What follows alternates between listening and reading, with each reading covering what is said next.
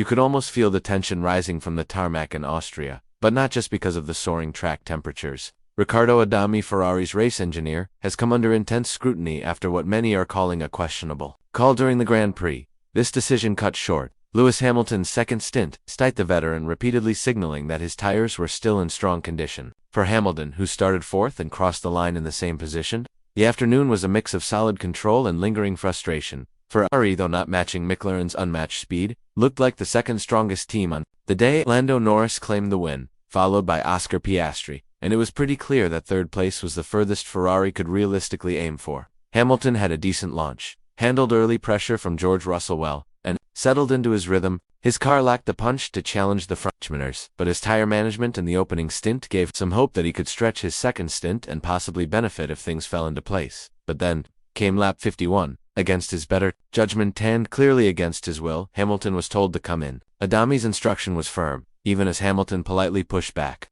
Just a lap earlier, Hamilton had run slightly offline but showed no signs of fading pace. Yet the pit wall had made up its mind. His voice over the radio said it, but edged with disbelief. "Tires still feel all right. Can we keep going? How many laps left?" he asked. The pause before Adami answered hinted at some uncertainty. Then came the reply, "Box this lap, 20 laps remaining."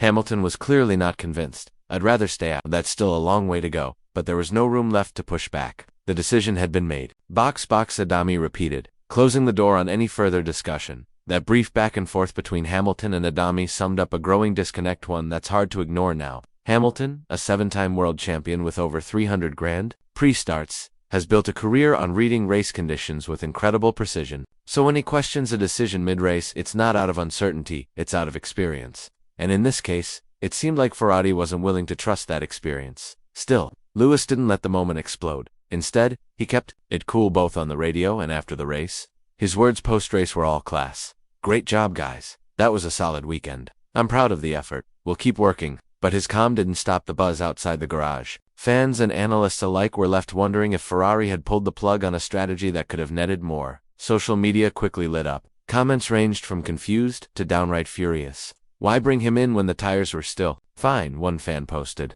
Others were more blunt, saying things like, "At this rate, Hamilton's going to lose faith in their decisions completely." The message was clear. Ferrari's call didn't sit well with many. Meanwhile, Charles Leclerc finished third, making it his fourth podium this season. He had a sluggish launch off the line that left him no real chance to fight the McLaren, but he stayed consistent, locking in a solid result. Ferrari managed to secure third and fourth, good for points. Sure, but once again showing just how far ahead McLaren currently is. For Hamilton, it was his best finish of the year. He hadn't stood on a podium since Las Vegas last season, and although he didn't get there this time either, it still marked a step forward. His qualifying had also been strong, starting beside Oscar Piastri on the second row. In the race, he avoided contact in a close call involving Antonelli and Verstappen, and later kept George Russell behind him with clean driving. But aside from those moments, much of Hamilton's race was a quiet one, stuck in a kind of no man's land. Too fast for the midfield, not quick enough to trouble the front two. Even with a clean drive and a solid finish, Hamilton's concerns didn't fade.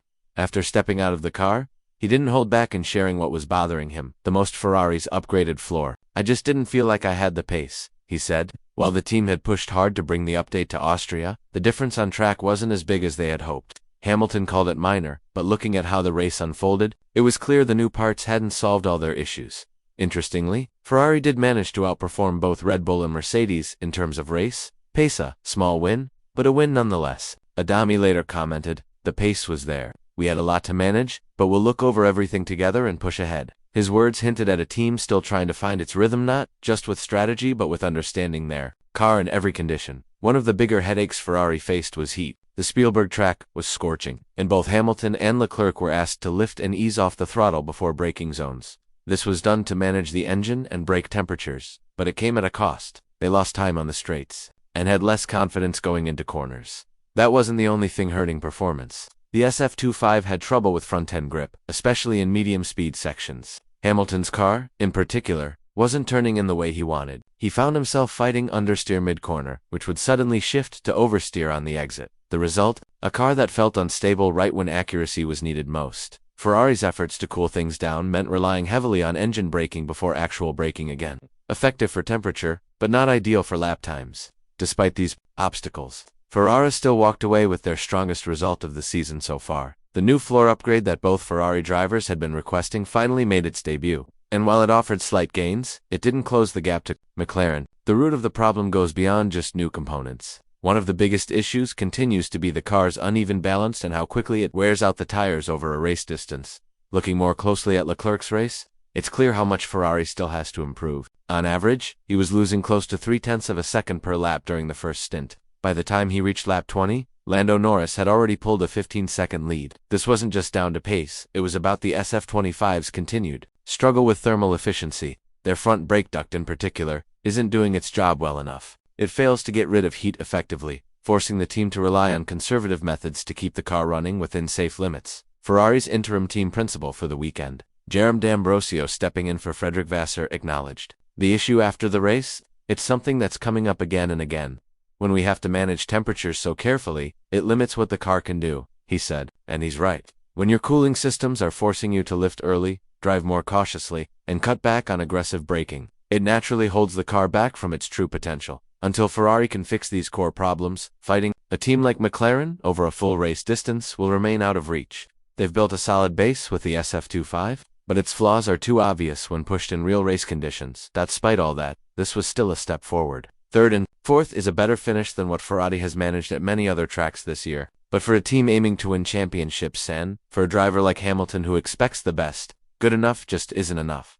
After the race, Lewis Hamilton didn't shy away from reflecting on what's holding him back this season. Speaking to the media, he made it clear that the biggest hurdle isn't effort, it's balance. From my side, I was definitely struggling with how the car felt today, he admitted. His tone wasn't angry, just honest. He talked about the understeer in slow corners and how it was immediately followed by oversteer at high speeds. It's the kind of imbalance that can throw off even the most experienced drivers. That constant adjustment, correcting mid-shifting weight, guessing grip, it adds up. Over the course of a full race, these small issues become major problems. And for Hamilton, who's used to having a car that responds to every input precisely, it's a frustrating reality. It's something I know I need to work on, he said.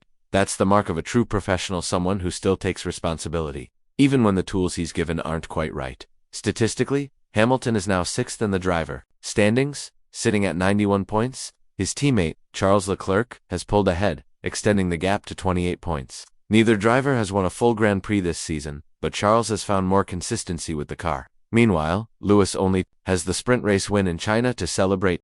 That contrast is telling. Leclerc seems more comfortable with the SF25's quirks, while Hamilton is still trying to shape the car into something that suits his driving style. And in Formula One, even the smallest mismatch between car and driver can show up in lap times, tire wear, and overall results. Now, all eyes turn to Silverstone, the British Grand Prix. It's not just another race for Hamilton, it's home. And more than that, it's a massive opportunity. A place where he's known for performing at his best, backed by a crowd that always lifts him. For Ferrari too, it's a crucial weekend, a chance to prove that they're actually making progress, not just scoring points, but moving in the right direction.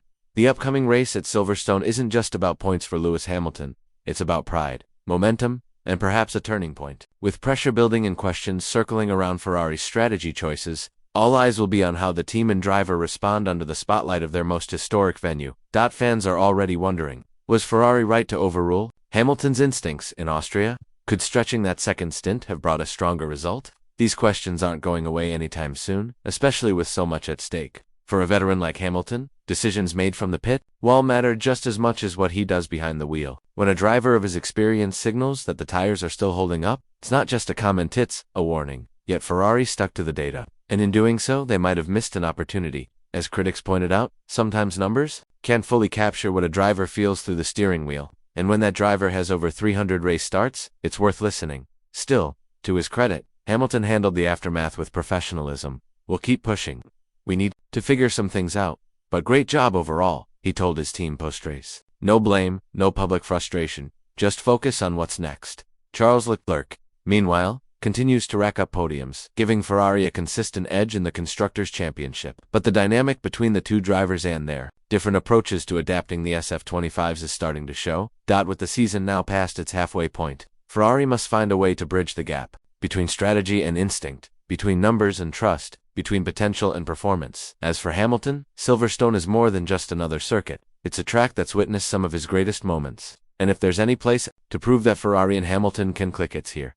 The question now is simple. Will Ferrari give Hamilton the tools and the trust he needs to deliver? Let us know what you think. Was Austria a misstep, or just growing pains in a new chapter? And, as we look ahead, can Hamilton still turn this season around?